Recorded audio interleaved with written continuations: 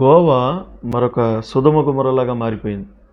నేను ఈ మాటలు ఎందుకు చెప్తున్నానంటే, పరిశుద్ధ గ్రంథంలో ఆదికాండం 19వ అధ్యాయంలో సొదొమ గొమొర్రా అనే ప్రాంతాల గురించి దేవుడు మాట్లాడుతున్నాడు. నాకు అర్థం కాని విషయం ఏంటంటే, బైబిల్ గ్రంథంలో వాక్యము అనేక భాషల్లో, మరి ఆదిమ హిబ్రూ నుంచి భాషాంతరం చేయబడింది. అరామిక్ భాషలో, హిబ్రూ భాషలో, గ్రీకు భాషలో భాషాంతరం చేయబడింది తెలుగులోకి. అయితే అన్ని భాషల్లో కూడా పరిశుద్ధంగా జీవించండి, నిండుగా కప్పుకోండి అని రాయబడింది. కానీ ఏమవుతుంది ఈ ప్రజలకి, ఈ క్రైస్తవులకి ఏమవుతుంది? నేను చాలా బాధపడే విషయం ఏంటంటే, చాలామంది హైందవ సహోదరులు కానీ, అన్యజనాంగం కానీ క్రైస్తవ్యాన్ని ఛేదరించుకునే పరిస్థితులు ఏంటి చెప్పమంటారా?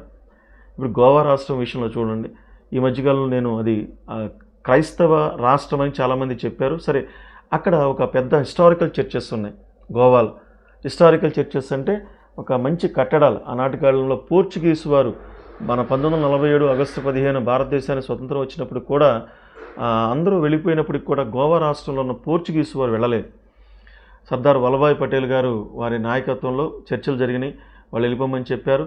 అయినప్పటికీ కూడా యుద్ధానికి సన్నద్ధమైనప్పుడు మరి ఆనాటి కాలంలో గోవాలో ఉన్న పోర్చుగీసు వారి యొక్క సైన్యము భారతదేశ సైన్యం కంటే చాలా తక్కువగా ఉంది. వెంటనే వాళ్ళు అపాలజీ ఇచ్చేశారు, మేము వెళ్ళిపోతున్నాం. అయితే వచ్చిన తర్వాత వెళ్ళిపోయిన తర్వాత గోవాలో ఉన్న ఎక్కువ మంది క్రైస్తవులు ఉన్నారని మనం చూస్తున్నాం. ఈరోజు ప్రపంచం అంతా కూడా, లేకపోతే భారతదేశం అంతా ఒక టూరిజం ప్లేస్గా మారిపోయింది. ఇది భారతదేశంలోనే ఉంది కదా. అయితే ఇక్కడ నా ప్రశ్న ఏంటంటే, ఇప్పుడు నేను అక్కడ టిఫిన్ చేస్తున్నాను గోవాలో. నేను ఎందుకు ముఖ్యంగా వెళ్ళటం జరిగిందంటే, వెళ్ళొద్దు అనుకున్నాను కానీ వెళ్ళాను కొన్ని మందిరాలు చూద్దామని. సెయింట్ ఫ్రాన్సిస్ గారు అని ఒక గొప్ప దైవ సేవకులు, ఇప్పటికి కూడా ఆయన డెడ్ బాడీ అక్కడే ఉంది. కొన్ని మరి సుగంధ ద్రవ్యాలతో ఆయన బాడీని చెడిపోకుండా దాన్ని కాపాడుతున్నారు. ఆ బాడీని చూద్దామని నేను వెళ్ళినప్పుడు, వెళ్ళే ముందు కొంచెం ఆకలేసిందని కొంచెం ఇడ్లీ తిందామని నేను ఎదురుగుండా, గేట్ ఎదురుగుండా అక్కడున్న హోటల్లో వెళ్ళాను.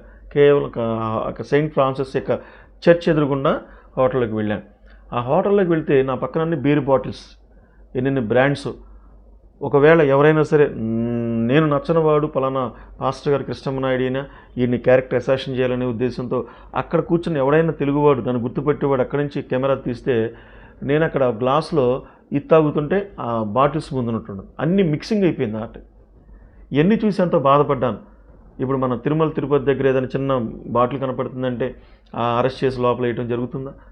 మరి ఎందుకు క్రైస్తవ దేశం అయినప్పుడు కూడా అక్కడ ఈ బీర్ బాటిల్స్ కావచ్చు, ఈ వైన్ బాటిల్స్ కావచ్చు, ఇవన్నీ కూడా అక్కడ మన దేశంలోనే తక్కువ రేటుకి అమ్మటం ఏంటి? క్రైస్తవ రాష్ట్రం అయినప్పుడు కూడా ప్రజలందరూ ఎందుకు అలా తయారవుతున్నారు? ప్రజలందరూ ఎందుకు చెడిపోతున్నారు? మరి చాలా చిన్న చిన్న సగం బట్టలు వేసుకుని అక్కడ క్రైస్తవులు ఎందుకు తిరుగుతున్నారు? సిగ్గులేదా? మన హిందూ మతం చాలా గొప్పది, క్రిస్టియానిటీ ఎంత దరిద్రం అయిపోయిందని అక్కడ హిందువులందరూ చెప్పుకుంటున్నారు. నేను ఈ మాటలు ఎందుకు చెప్తున్నానంటే, సొదొమ గొమొర్రాలాగా మారిపోయే పరిస్థితులు. అక్కడ నేను నడుచుకుంటూ మార్నింగ్ వాక్ చేస్తున్నాను గోవాలో. ఒక చర్చ్ ఉంది అక్కడ. ఆ చర్చ్ పేరు నాకు ఐడియా లేదు కానీ ఆ చర్చ్ పక్కనే సమాధుల తోట ఉంది. ఆ రోజు ఏదో జ్ఞాపకార్థ గుడికి జరుగుతుంది అనుకుంటా. ఆ ఫాదర్ వీళ్ళందరూ కూడా ఎంతోమంది, 100-200 మంది సమాధుల తోటను దర్శించడానికి వెళ్ళారు. వాళ్ళందరూ కూడా మోకాళ్ళ కంటే పైన ఏదో ఒక చిన్న కడ్రాయర్ వేసుకుని ఆడవాళ్ళు వెళ్తున్నారండి అక్కడ. చాలా గుండె తరుక్కుపోయింది. ప్రభుని నేను అడిగాను, ఏంటి ప్రభా ఇలాంటి పరిస్థితులు? బైబిల్లో, ఇంగ్లీష్ బైబిల్ అలా లేదా? తెలుగు బైబిల్, ఎన్ని బైబిల్స్ అలాగే ఉన్నాయిగా. యూదుల ఆచార ప్రకారం అయితే పైనుంచి కింద వరకు కప్పుకోవాలి. మీరు ఎవరో ఎదురికి కప్పుకోరు, అది వేరే విషయం. చాలామంది ఎందుకు ఇలాగా కల్చర్ చెడిపోయింది. క్రైస్తవులందరూ సగం బట్టలు వేసుకుని, ఒక కడ్రాయిలు వేసుకుని అక్కడ ప్రార్థనలు ఎందుకు చేస్తున్నారండి? ఇది చాలా తప్పు. ఇది సొదొమ గొమొర్రా మనస్తత్వాల లక్షణాలు అనేది వచ్చేసినాయి. శీలం అనేది ఆ వాల్యూ లేకుండా పోయింది. ఎంజాయ్మెంట్ అనే కోరికతో ప్రతి వాళ్ళు సిలువు టాటూలు భుజాలకి ఎక్కడ పడితే అక్కడ వేసుకుని చాలా ఘోరంగా ప్రవర్తిస్తున్నారు. రష్యన్ క్రిస్టియన్స్ కావచ్చు, అక్కడ వేరే దేశాల నుంచి వచ్చిన క్రైస్తవులు కావచ్చు. 90 సంవత్సరాల ముసలమ్మ కూడా బికినీలతో అక్కడ ఉంది. ఏంటండి పరిస్థితులు? అదేమంటే చాలా సపోర్టివ్, ఆడవాళ్ళండి మగవాళ్ళండి. కాబట్టి నేనేమంటానంటే, ఆదికాండం 19వ అధ్యాయం మీరు ధ్యానం చేయండి. నేను ఈ దేవుని యొక్క మనసుతో మాట్లాడుతున్నాను. ఒకప్పుడు హిందూ దేవాలయాల ముందు, కొన్ని పరిస్థితుల ముందు దేవీ దేవతల గురించి నాకు తెలియదు కానీ వేరే వస్త్రహీనతో డ్యాన్స్లు, కొజ్జా డ్యాన్స్లని, లేకపోతే అశ్లీల డ్యాన్స్లని, కోటప్పకొండ తిరణాలకి ఎన్ని మా ప్రజలందరూ వెళ్ళి చూసి వచ్చిన వాళ్ళుగా సొల్లు ఖర్చుకుంటా. మరి క్రిస్టియానిటీలోకి ఇలా వస్తే వీళ్ళు ఇంకా కంటే ఘోరంగా ఉంటే ఏమవుతుందండి? నేను ప్రసంగిస్తున్నప్పుడు నా ప్రసంగాలకు అడ్డం వస్తున్నాయి చాలామంది మాటలు. మీలో ఇట్లా మాట్లాడదు. దీనంతటికీ ముఖ్య కారణం ఎవరు చెప్పమా? ఖచ్చితంగా ఉపదేశం లేకే. అక్కడున్న పాస్టర్స్ కఠినంగా ఖండించకపోవటమే. అక్కడున్న వాళ్ళందరూ సేవకులందరూ కూడా దీన్ని ఖండన చేయకుండా, దీన్ని మందలించకుండా, ఈ కాస్ట్యూమ్స్ కావచ్చు, వైన్స్ కావచ్చు, మత్తు పానీయాలు కావచ్చు, వీటన్నిటినీ కావచ్చు, ఇంకా అర్ధరాత్రి పూట సముద్రం దగ్గర క్యాసియోను, వాటిని మేము వెళ్ళలేదు. ప్రభు మహాకృపను బట్టి ప్రార్థన చేసుకుంటూ అక్కడ కారులో తిరిగాం. కొంతమంది సేవకులంగా మేము వెళ్ళి ప్రార్థన చేసుకుంటా హృదయం అంతా వేదంతో మాట్లాడుతున్నాం. కాబట్టి గోవా అనే కాదు, ఇప్పుడు అక్కడ బీజేపీ గవర్నమెంట్ పరిపాలించినప్పుడు కూడా ఇక్కడ నేను చెప్పే విషయాలు ఏంటంటే, మనము మన వెనకాల ఏం వస్తాయని చెప్పారు ప్రసంగి గ్రంథం చివరి అధ్యాయం చివరి వచనాల్లో, మన వెనకాల మన క్రియలు వస్తాయి. నేను అనేక జిల్లాలో మీటింగ్స్కి వెళ్తూ ఉంటాను. వెళ్తున్నప్పుడు మరి దేవుని యొక్క గొప్పతనాన్ని చెప్తున్నప్పుడు నా వస్త్రధారణ ఎట్లా ఉందో చూసుకోవాలిగా, నేను నా బోధలు ఎలా ఉన్నాయో నేను చూసుకోవాలిగా. కాబట్టి మిత్రులారా, గోవా సొదొమ గొమొర్రాలాగా తయారైపోయింది. అక్కడ అధికారికంగా వ్యభిచారం, అధికారికంగా రకరకాల చేష్టలు. నాకు చాలామంది చెప్పినప్పుడు ఒక గంటే మేము బీచ్లో ఉన్నాం అంతే, వెంటనే మేము వెళ్ళిపోయాం. ఎందుకంటే ఉండబుద్ధి ఇలా. దేవుడి ఆత్మ కలిగిన వ్యక్తులు చెడ్డ దృశ్యాలు మనం ఎక్కువ చూడలేం, ఎక్కువ కాదు అసలు చూడలేం. చెడ్డ మనుషులతో మనం స్నేహాలు చేయలేం. వెంటనే దేవుడి ఆత్మ మనం అట్టి పెట్టదు, తీసుకుని వెళ్ళిపోతుంది అనమాట. దయచేసి గోవా మరి రేపొద్దున తీర్పు దినంలోకి రాబోతుంది. ఆంధ్రప్రదేశ్లో మనం ఉన్నాం. క్రైస్తవులారా, స్నేహితులారా, ఎవరైనప్పుడు కూడా ఈ పరిశుద్ధ గ్రంథం చెప్పేది ఏంటంటే, యేసుక్రీస్తు ప్రభువారు పరిశుద్ధంగా బతకమన్నాడు. నీ కళ్ళు, నీ చేతులు, నీ కాళ్ళు, నీ అవయవాలు, నీ హృదయం అంతా కూడా మరి మంచి దృశ్యాలు మీరు చూడాలని చెప్తుంది దేవుని వాక్యం.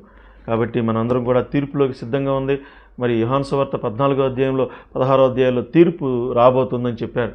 ఈ తీర్పులోనికి మీ జీవితాలు మంచిగా ఉండాలని కోరుకుంటున్నాను.